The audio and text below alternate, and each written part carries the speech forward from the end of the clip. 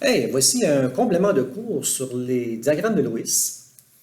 Et on va s'intéresser aux structures qui reviennent souvent. Donc, lorsqu'on fait des exercices sur les diagrammes de Lewis, on se rend compte qu'il y a des configurations ou des structures qui reviennent constamment. Ce sont les structures dont les charges formelles sont de 0. Donc, c'est normal qu'on les rencontre souvent. Et c'est important de les reconnaître et de les retenir. On a d'abord le carbone. Le carbone, lui, il fait 4 pattes. Ça peut être 4 liaisons simples, une liaison double avec 2 liaisons simples, ou encore liaison triple avec liaison simple, ou à l'occasion, 2 liaisons doubles. Je dis bien à l'occasion, c'est plutôt rare, on rencontre ça dans CO2 et dans CS2 en particulier. Donc, on retient qu'il n'y a pas de doublet libre sur le carbone. En fait, c'est très rare.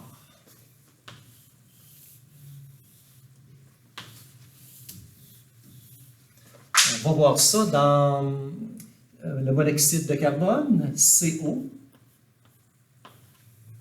qui est constitué d'une liaison triple avec un doublet libre sur le carbone, un doublet libre sur l'oxygène. Ça fait en sorte que le carbone, il est moins 1 de charge formelle et l'oxygène plus 1. Donc, ça en fait une molécule tout de même assez réactive. On retient donc qu'on a 4 pattes entre guillemets, là, pour les composés du carbone.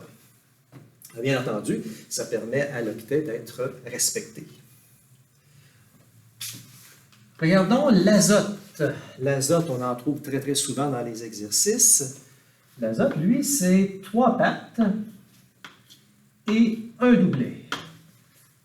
3 liaisons simples, ça peut être une liaison double, une liaison simple avec un doublet, ou encore liaison triple avec un doublet. L'octet est respecté, charge formelle de 0. Bien sûr, il y a des exceptions. Par exemple, dans la molécule de N2O4, tétroxyde de diazote. Donc, c'est emmanché comme ceci, 2 atomes d'azote mis ensemble, entourés de 4 atomes d'oxygène. Les atomes centraux s'entourent d'atomes plus électronégatifs. On a 26 électrons à placer là-dedans. Il faut respecter l'octet, ce qui fait qu'on va se ramasser avec une structure comme celle-ci.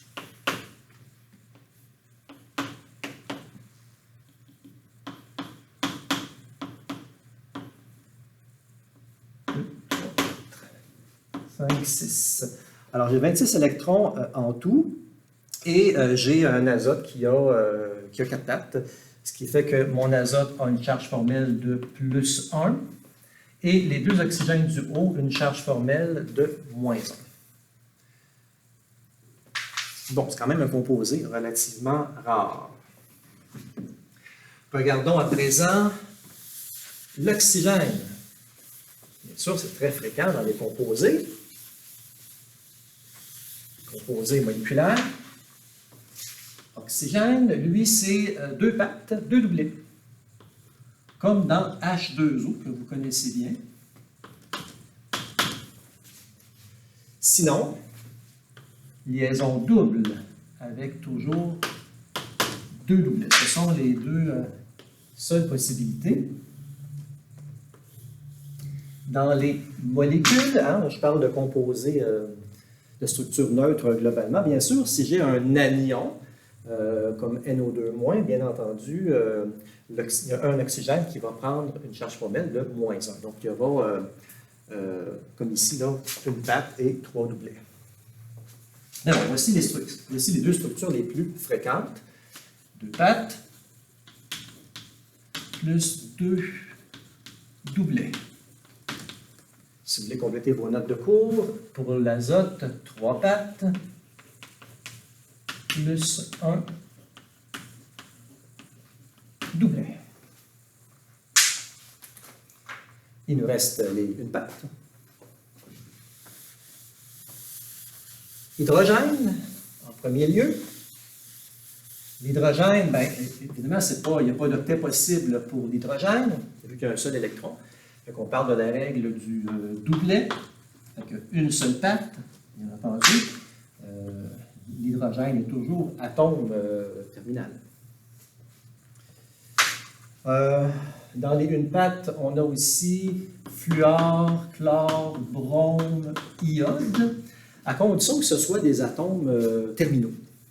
Donc, fluor, chlore, brome, iode comme atomes terminaux. Un seul voisin. Donc, on aura le plus fréquent, c'est le chlore avec une patte et 3 doublets libres.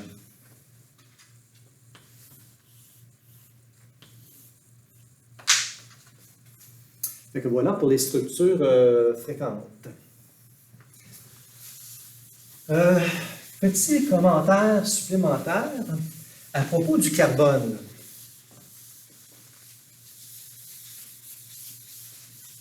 Pourquoi le carbone est tétravalent? Ben, c'est ce qu'on observe dans la nature. Hein, c'est ça la réponse.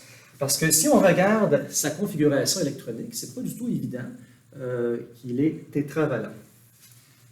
Rappelons-nous la configuration électronique, c'est 1s2, 2s2, 2p2. C'est la configuration du carbone à l'état fondamental. On pourrait penser que le carbone forme des composés comme CH2, CF2, CBr2, mais ces composés-là n'existent pas. Ou du moins, ils sont très, très, très instables. Ce que l'on observe, en fait, dans la nature, c'est CH4, CBr4, CCl4. Ça, c'est très, très stable. Donc, pour trouver une explication, l'explication, c'est qu'il y a eu promotion de l'électron, ici du 2s, vers la dernière orbitale 2p. Si on réécrit ça, ça nous donne comme configuration 1s2, 2s1, 2p3. On a 4 électrons célibataires, ce qui permet de former les 4 liaisons de CH4, par exemple. C'est ce qu'on appelle l'état de valence du carbone. État de valence du carbone. Et c'est l'état dans lequel le carbone se trouve lorsqu'il forme des liaisons. Il s'agit d'un état excité, c'est-à-dire d'une énergie plus élevée que l'état fondamental. État excité. Donc, c'est un des états excités possibles.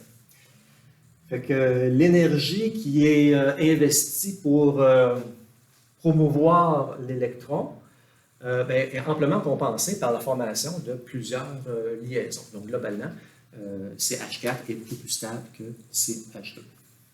Alors voilà, ayez en tête ces structures fréquentes et ça va vous sauver du temps dans certains exercices. À plus!